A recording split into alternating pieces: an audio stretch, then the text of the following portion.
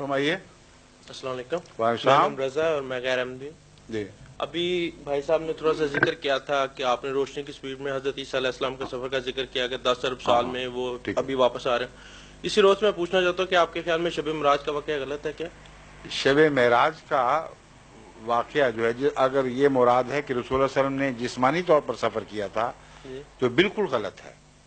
قرآن کے مخالف ہے اور حدیث کے مخالف ہے اور مولویوں نے فرضی قصہ گھڑا ہوا ہے اور رسول اللہ علیہ وسلم کی گستاخی ہے. میں ثابت کرتا ہوں آپ پر، اس لیے کہ آپ لوگوں نے بچپن سے تماشوں کی مذہب میں آنکھیں کھولی ہیں اور مولویوں نے تماشوں میں ہی آپ کو بڑا کیا ہوا ہے اور قرآنی حقائق پر نظر ہی نہیں پڑی آپ کی کبھی. قرآن کریم نے اس معراج کا ذکر کرتے ہوئے فرمایا کہ ما کذب الفؤاد ما رأى، دل نے جو دیکھا تھا وہ جھوٹ نہیں بولا. تو آنکھ کا دیکھنا اور ہے، دل کا دیکھنا اور ہے. اور 100% ثابت ہے قرآن کریم سے کہ یہ ظاہری واقعہ نہیں ہے. اس کی وجہ یہ ہے کہ جہاں جا کے رسول اللہ صلی اللہ علیہ وسلم ٹھہرے ہیں وہاں ایک بیری اگی ہوئی تھی نا، ہے نا، سدرۃ المنتہا. تو آپ ذرا سا غور کر کے دیکھیں کہ وہ اکیلی بیری اس حد پر کیا کر رہی ہے، فضا میں اگی ہوئی. سوری، اس سے پہلے ایک سوال صاحب کرام نے کیا کہ ان کا سفر جو کسی ایسی گھوڑے سواری پہ تھا جو جہاں تک نظر میں آتا ہوں اس طرف. پہلے میری بات سن لیں غور سے، یہ آپ کو سمجھانے کی خاطر بات کر رہا ہوں. آپ اس بات کو بھی سن لیں، پھر مولویوں سے دوبارہ جتنی دفعہ مرضی سن لیں. اگر آپ خدا کا خوف کر کے فیصلہ کریں گے تو آپ لازماً مانیں گے کہ میں درست کہہ رہا ہوں. قرآن کا حوالہ دے رہا ہوں، پہلے غور سے سنیں.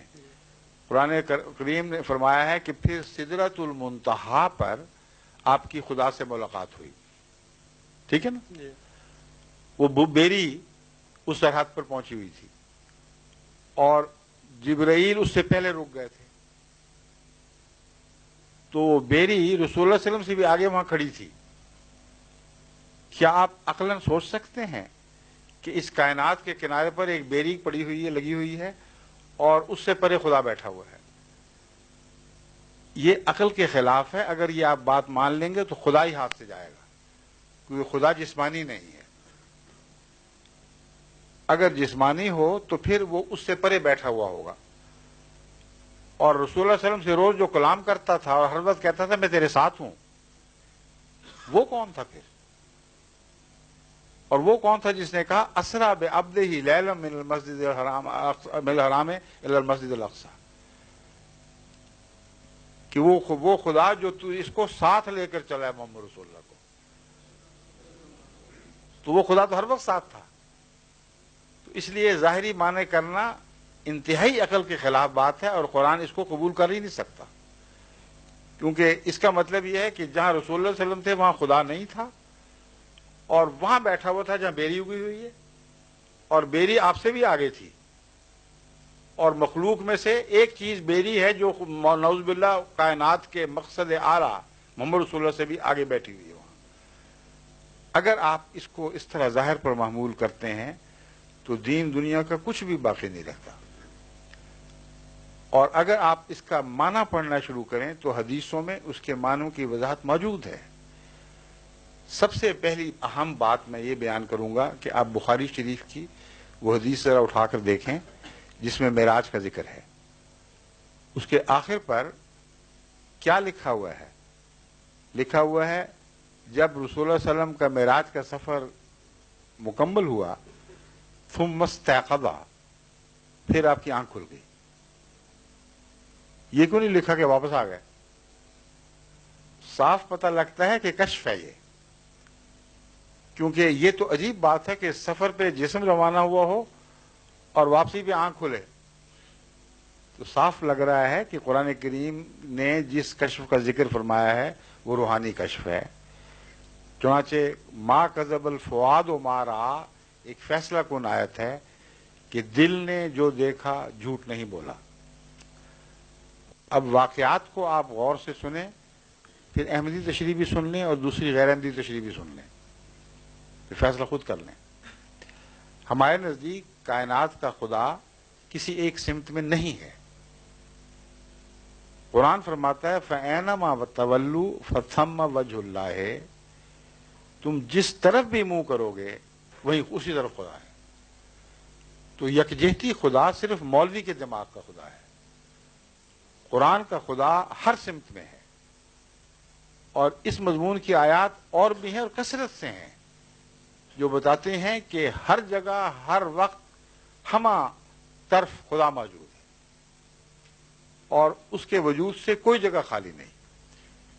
تو ایک سمت میں خدا کا عرش ہونا اور باقی سمتوں کا اس سے خالی ہو جانا، یہ ایک نہایت لغو خیال ہے جو ایک جاہل انسان رکھ سکتا ہے، صاحب عرفان آدمی سوچ بھی نہیں سکتا ایسی بات۔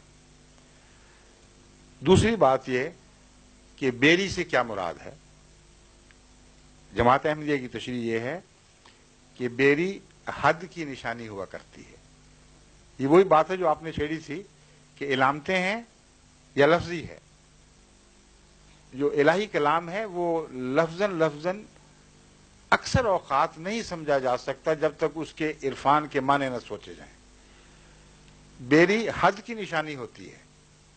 آج بھی پنجاب میں، اگر آپ پنجاب کے ہیں تو آپ دیکھتے ہوں گے باڑوں پر بیریاں لگائی جاتی ہیں، اس لیے کہ کانٹے دار ہے، وہ گزرنے نہیں دیتی اور اچھی حفاظت کرتی ہے کنارے کی، علامت ہے کہ یہاں ایک ہاتھ ختم دوسری شروع۔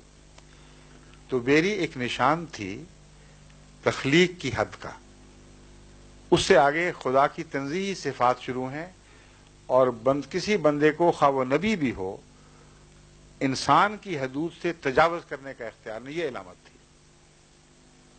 پھر اس سفر میں آن حضرت صلی اللہ علیہ وآلہ وسلم نے ایک بڑھیا کو دیکھا، حدیثوں میں آتا ہے ایک بڑھیا عورت آپ کے سامنے آئی اور اس نے 3 پیالے پیش کیے، ایک پیالے میں شراب تھی، ایک میں پانی تھا اور ایک میں دودھ تھا، اور آپ نے جو دودھ تھا اس کو قبول فرما لیا اور شراب اور پانی کو رد کر دیا۔ جبرائیل جو ساتھ تھے انہوں نے کہا آپ نے بالکل ٹھیک کیا ہے،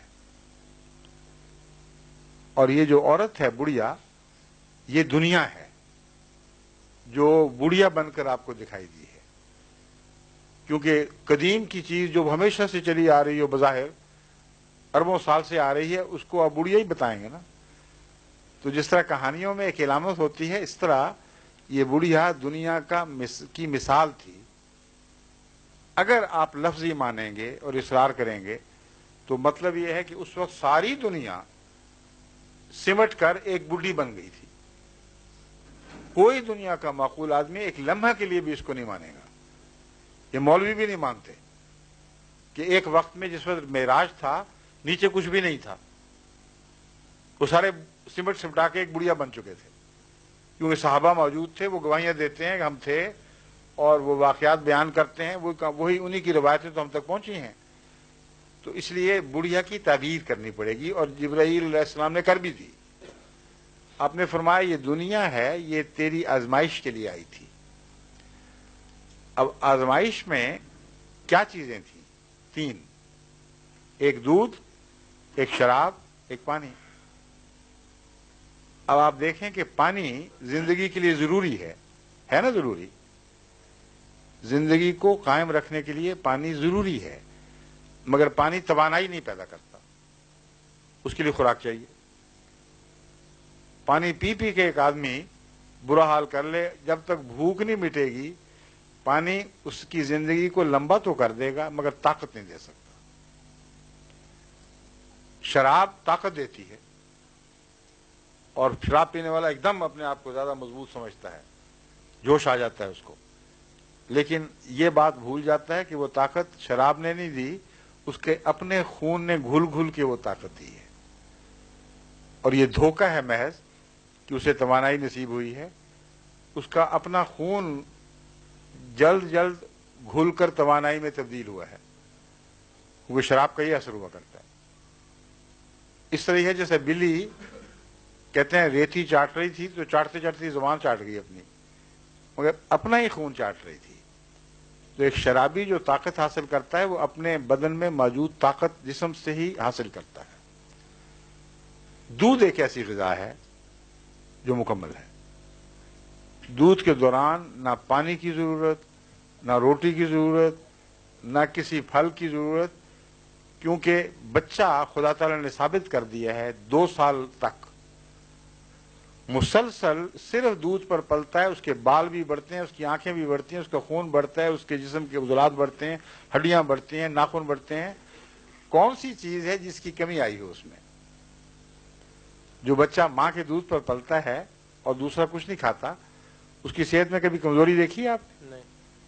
تو یہ پیغام ہے، پیغام یہ ہے کہ محمد رسول اللہ کی شریعت کامل ہے، ایسی کامل شریعت ہے کہ اس کے بعد کسی اور شریعت کی طرف منہ کرنے کی ضرورت نہیں ہے۔ اس کے اندر پانی کی طاقت بھی ہے، اس کے اندر جسم کے خوراک کی توانائی کی طاقت بھی موجود ہے، تمہاری ساری نشو و نما کے لیے یہی دین کافی ہے۔ تو ہم جو معنی کرتے ہیں، ہم تو رسول اللہ علیہ وسلم کی شان کو اب ان معنوں میں اور بڑھتا ہوا دیکھتے ہیں۔ جو لغو تماشے ڈھونڈنا چاہتے ہیں وہ یہی سمجھیں گے کہ ایک بڑھیا آئی اور اس نے یہ پیش کیا اور پھر بڑھیا چلی گئی، اس میں کیا فائدہ ہوا؟